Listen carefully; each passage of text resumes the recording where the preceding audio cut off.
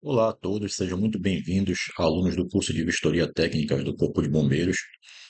Eu me chamo Major Rio Branco, eu irei acompanhá-los na disciplina de Sistemas Básicos de Segurança contra Incêndio e Emergência 4, também conhecido como Sistema de Hidrantes e Mangotinhos, e nós vamos ficar à frente dessa instrução para o curso de Vistoria.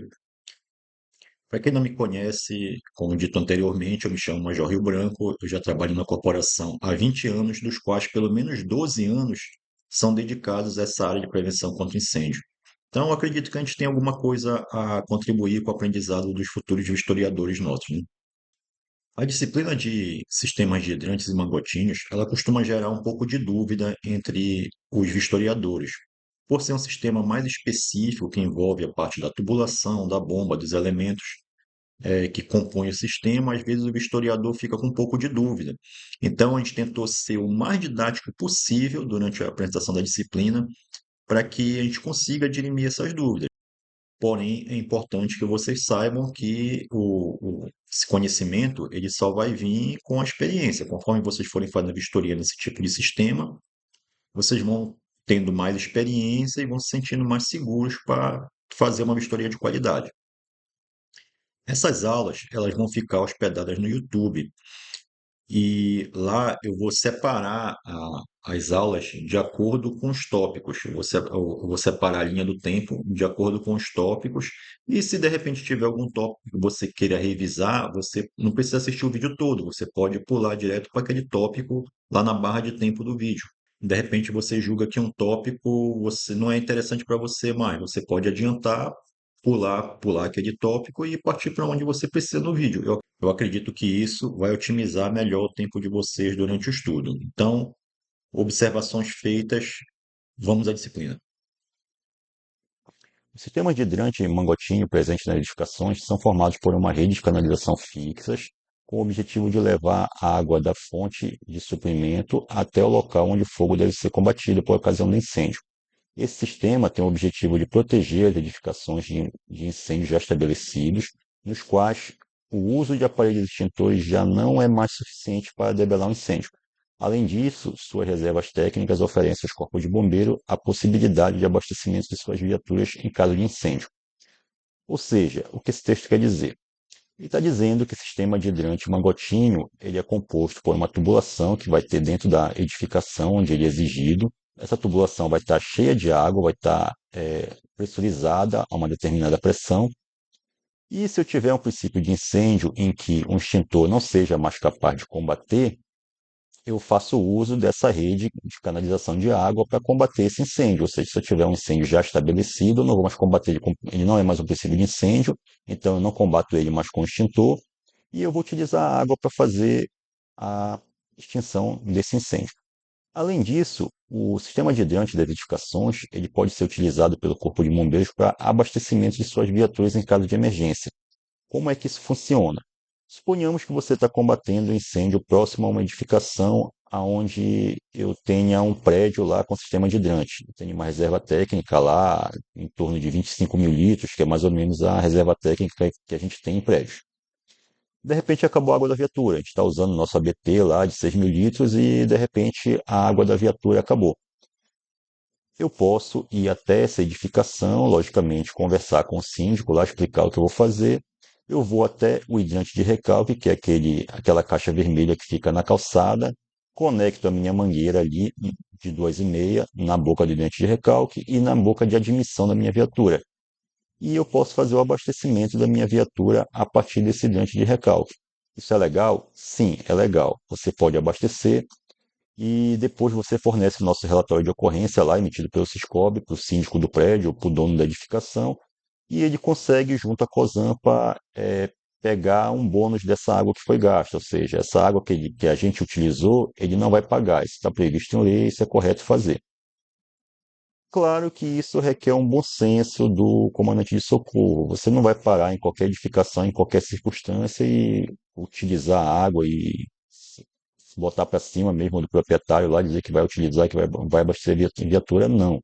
Isso é somente em caso de emergência. Você está no incêndio lá próximo e não tem outro local para você abastecer, você pode se dirigir até essa edificação e fazer esse abastecimento. Tranquilo? A gente vai assistir um vídeo aqui.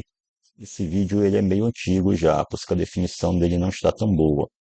Esse vídeo ele é daquela época que ainda se utilizava extintor em carro e estava numa polêmica sobre a troca do tipo de extintor. Não sei se você lembra, mas o tipo de extintor que se utilizava em veículos era um extintor de CO2, inicialmente. E o CO2 a gente sabe que ele tem muita eficiência para combater líquido inflamado, ou seja, incêndio classe B, e para combater incêndio de material elétrico energizado, classe C.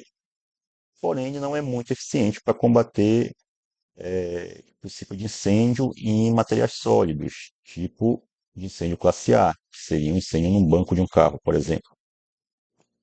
E a gente vai observar aqui que é uma entrevista feita no quartel do Corpo de Bombeiros, em que está com fogo em um carro, tenta apagar com o extintor e o incêndio já está numa proporção que o extintor não consegue apagar. Entenda, este vídeo não é para fazer críticas à guarnição que estava atuando lá, nada disso. É para mostrar que quando o incêndio está numa condição de princípio de incêndio, para quando ele foge dessa condição e passa a ser um incêndio já estabelecido. Você vai ver que o extintor tem muita dificuldade de apagar com o extintor e nem consegue apagar. Vamos observar o vídeo aqui e a gente vai fazer alguns comentários a respeito, tá bom?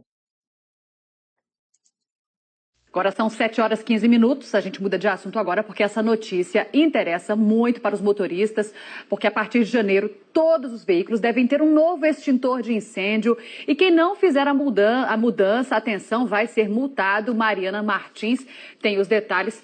Qual a novidade nesse novo extintor, Mariana? Suelen, como a gente já adiantou, a mudança é que o extintor antigo apenas combate o fogo em materiais elétricos, fio, placa, bateria e também em combustíveis em geral. Esse extintor novo também apaga o fogo em bancos, estofados, painel do carro. A gente está aqui no Corpo de Bombeiros para fazer uma demonstração. O Corpo de Bombeiros nos atendeu prontamente para orientar os motoristas sobre como funciona esse novo extintor, também a forma correta de usar. Sargento Johnny está aqui com o extintor antigo e a gente vai começar já a demonstração. A gente já colocou fogo aqui nessa parte do tambor e vamos tentar apagar com o extintor antigo, não é isso, tenente? Bom dia. Isso, bom dia. A gente está fazendo ali a extinção, como os senhores podem ver, com o extintor antigo, que ele vai combater o líquido inflamável e também os equipamentos elétricos. A gente pode observar que ele não está conseguindo combater com tanta eficácia o revestimento, né, o estofado. Então, o sargento Johnny vai mostrar agora. Só que antes da gente usar o novo, né, o tenente quer mostrar aqui que é importante retirar sempre do plástico, tenente. Só um adendo aqui, olha. O momento que o fogo fugiu de controle foi esse momento que a repórter parou o tenente aí para comentar. Talvez se o extintor já tivesse aberto já, em pronto emprego, talvez não tivesse acontecido o que aconteceu, tá bom? Muita gente guarda no carro com plástico. Isso, é importante que a gente observe a validade e também saiba a localização exata do extintor no seu carro e não utilize ele dessa forma, né?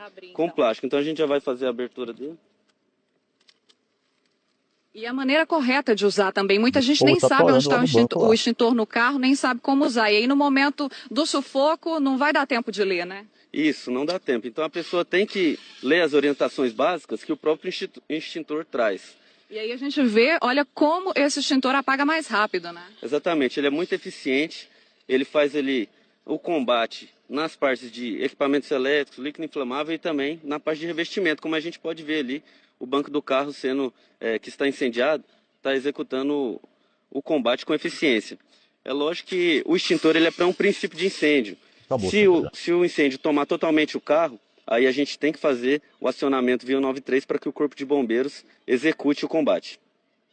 Tá certo, então ficam aí o Suelen, Saulo, as orientações. O sargento está aqui combatendo o fogo no banco para a gente mostrar realmente que esse extintor é mais potente, mais caro. Muitos motoristas já reclamam que é um equipamento mais caro, só que tem validade de 5 anos e o outro vale menos. E esse também não pode ser recarregado. Como o sargento disse, qualquer emergência mais grave, 193 Corpo de Bombeiros. Tá pegando fogo ainda, Mariana. Fica mais para cá, ó. Chega para frente, tá? Obrigado. Beleza. Perceba aí que o incêndio tomou uma determinada proporção em que apenas o extintor não foi capaz de apagar mais, ou seja, aquele incêndio não era mais um princípio de incêndio, já estava se tornando um incêndio estabelecido. Vale ressaltar que esse extintor que a gente utilizava no carro é um extintor de 1 quilo.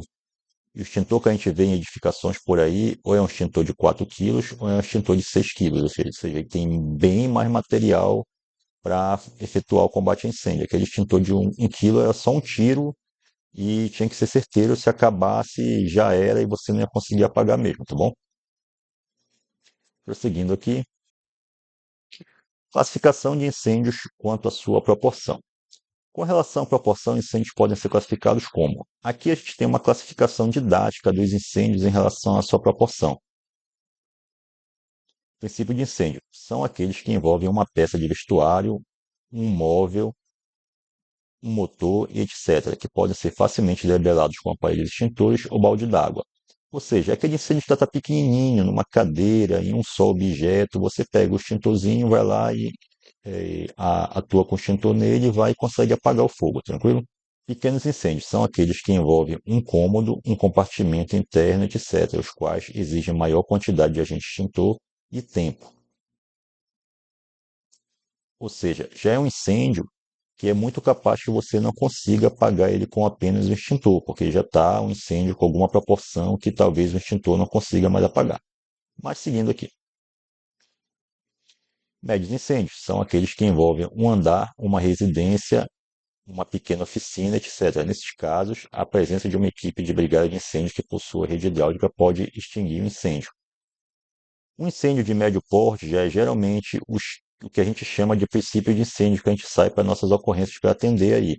Você não consegue mais apagar ele com extintor, você já tem que ter uma rede hidráulica, ou seja, um sistema de hidrante com uma certa quantidade de água e possivelmente uma equipe treinada, ou uma equipe de brigada, ou uma equipe do Corpo de Bombeiros mesmo para efetuar a extinção desse incêndio.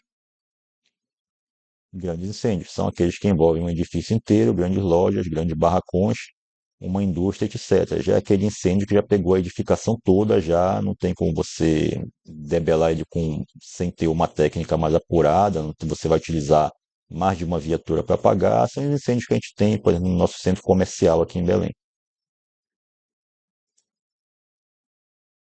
Incêndios extraordinários são aqueles que envolvem diversas indústrias, diversos quarteirões, uma cidade inteira. O único relato que eu tenho de incêndio extraordinário é o incêndio de Londres, que aconteceu lá na Idade Média, lá, depois você dá um Google aí e pesquisa aí sobre o grande incêndio de Londres, aí, que queimou a cidade toda lá. Então, aquele é um exemplo de incêndio extraordinário. Revisando as classes de incêndio. Aqui eu vou fazer uma breve revisão, mesmo só uma pincelada das classes de incêndio que vocês viram lá no CVT1, que é para a gente nivelar o conhecimento de todo mundo aqui de forma bem rápida, bem objetiva.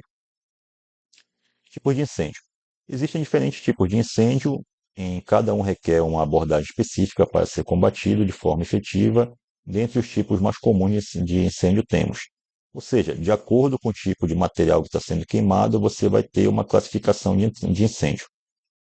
Incêndios classe A são incêndios em materiais sólidos como madeira, papel, tecidos, borracha, plástico e outros materiais orgânicos. Eles podem ser combatidos com água, espuma ou extintores de pó químico ABC. São os nossos princípios de incêndio que a gente pode combater com extintor de pó químico ABC ou mesmo extintor de água.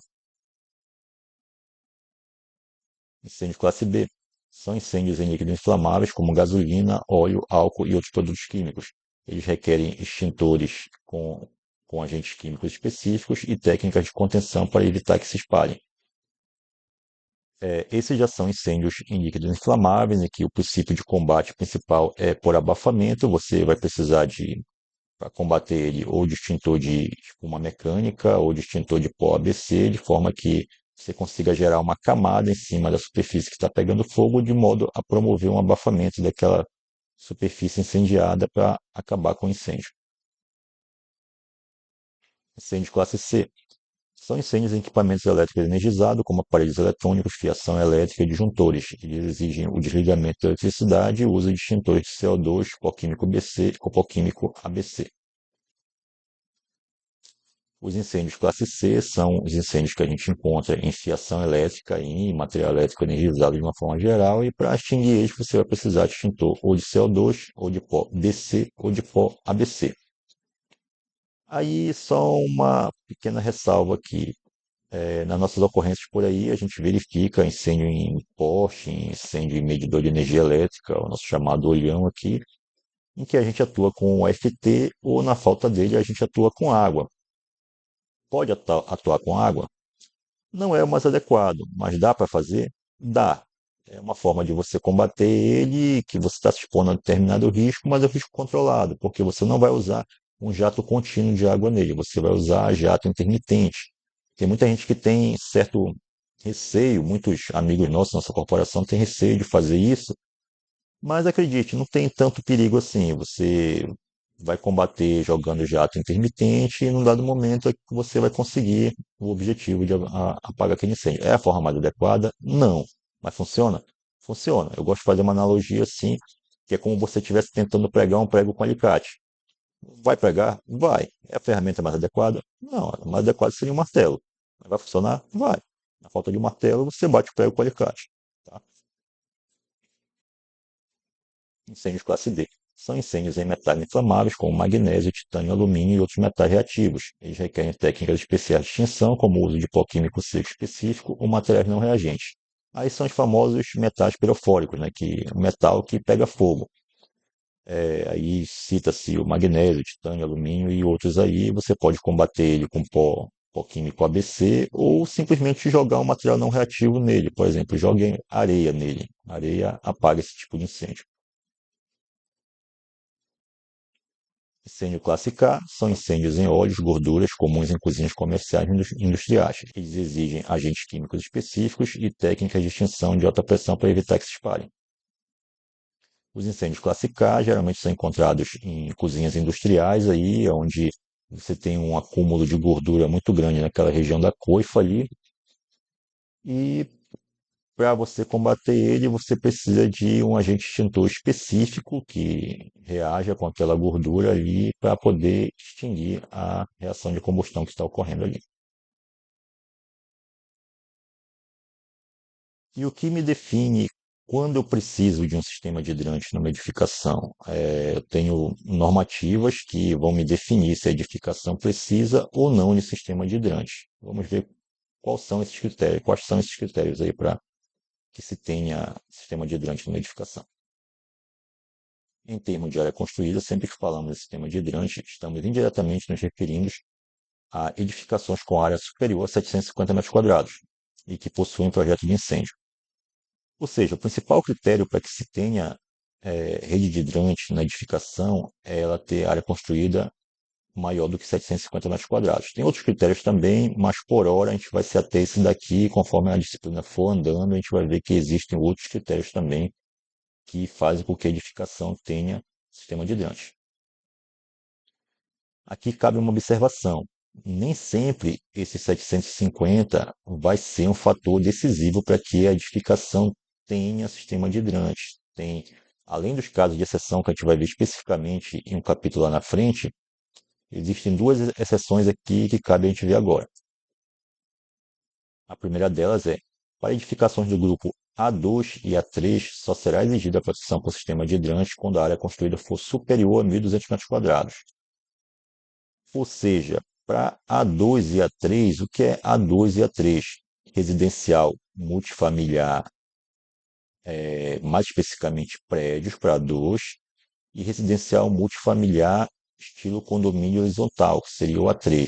Para essas edificações, eu só começo a ter exigência de rede de hidrantes a partir de 1.200 metros quadrados de área construída. O A3, mais especificamente, você vai ter o que lá? Você vai ter casas, você vai ter um condomínio em que você tem várias casas, ou seja, você tem um condomínio que você tem vários A1 separados. Então, você só vai ter rede de hidrante se as áreas comuns desse condomínio ultrapassarem 1.200 metros quadrados. O que é muito difícil. De antemão, vou adiantando. Geralmente, condomínio horizontal não tem sistema de hidrante. Ele vai ter o hidrante urbano, que é um outro caso aqui que a gente não vai abordar.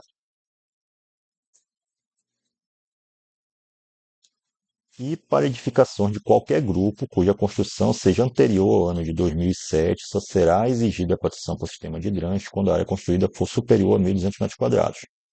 O outro caso de exceção é Quando a edificação for uma edificação antiga, anterior a 2007, você só vai ter exigência de sistema de hidrantes também se a área for superior a 1.200 metros quadrados.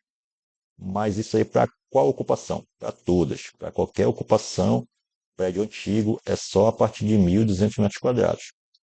Isso por si só já explica muita coisa. Você vê que a maioria das lojas do Centro Velho de Belém, lá do bairro da Campina, lá daquela parte do centro comercial, não tem sistema de hidrante. Por quê? Todas elas são anteriores a 2007 ali, tá bom? A exigência para a instalação de sistema de hidrante nas edificações ou área de risco está prevista nas tabelas de exigências da IT01, parte 1, conforme podemos observar a seguir. Lá na IT1, parte 1, você deve ter visto isso no CVT1, que é a nossa instrução técnica, aonde diz a medida preventiva exigida em cada tipo de edificação. Se você pega, por exemplo, a edificação, o grupo C, que são as edificações comerciais, aqui, e você pega, por exemplo, o C2, que são comércios com média e alta carga de incêndio, onde vai englobar edifícios, lojas de departamento, magazine, armarinho, galeria, comércio, supermercado em geral, mercados e outros. Ou seja, quase todo tipo de comércio que a gente encontra por aí se enquadra em C2. Você olha aqui, tá, edificação de comércio, vamos ver aqui, de repente é um supermercado. Beleza, então isso é um C2. Aí eu vou lá na própria IT01, parte 1, lá na tabela de exigência para o grupo C e observo lá se precisa de hidrante ou não. Vou lá na tabela 4C, que é a tabela de exigência para o grupo C, que ela me diz o seguinte, que isso aí são as exigências para edificações do grupo C com área superior a 750 metros quadrados ou altura superior a 12 metros. Aí eu vou lá naquele item vermelho ali, que é o controle de crescimento e supressão de incêndio, aqui. E aí eu observo, eu tenho o sistema de extintores de incêndio, no meio eu tenho o sistema de hidrante mangotinho e embaixo eu tenho o sistema de chuveiro automático. Mais especificamente aqui, sistema de hidrante mangotinho. Em que circunstância o C1 ou C2 ou C3 vai precisar de sistema de hidrante? Em todas as circunstâncias. Perceba que nessa primeira coluna, a gente tem edificação térrea. Na segunda coluna, a gente tem edificação menor ou igual a 6 metros de altura. Na terceira, nós temos edificações de 6 a 12 metros. Na quarta, nós temos de 12 a 30. E na quinta, nós temos acima de 30. Em todas elas, se a área for superior a 750 metros quadrados ou a altura for superior a 12 metros, eu vou precisar de sistema de hidrante. A princípio, é muito difícil você ter uma edificação que tenha 12 metros de altura e não tenha 750 metros quadrados. Então, basicamente, essa exigência ela acaba morrendo na área mesmo ali. A área a partir de 750 metros quadrados, você vai precisar do sistema de hidrante, tá bom? Bora ver um outro exemplo aqui. Vamos fazer um exemplo aqui com um depósito, que é o grupo J, esse aqui. Imagina que eu estou trabalhando lá com um J2 lá, esse aqui, que seria todo tipo de depósito e depósito com carga incêndio superior a 300 MJ por metro quadrado. Eu vou lá na tabela do J, que é a tabela 4J2, que trata das edificações da divisão J2 com área superior a 750 metros quadrados e altura superior a 12 metros. Mais uma vez, é muito difícil você ter uma edificação que tenha 12, até perto de 12 metros de altura e não tenha área superior a 750 metros quadrados. Então, essa definição acaba ficando mesmo em termos da área a partir de 750 metros quadrados.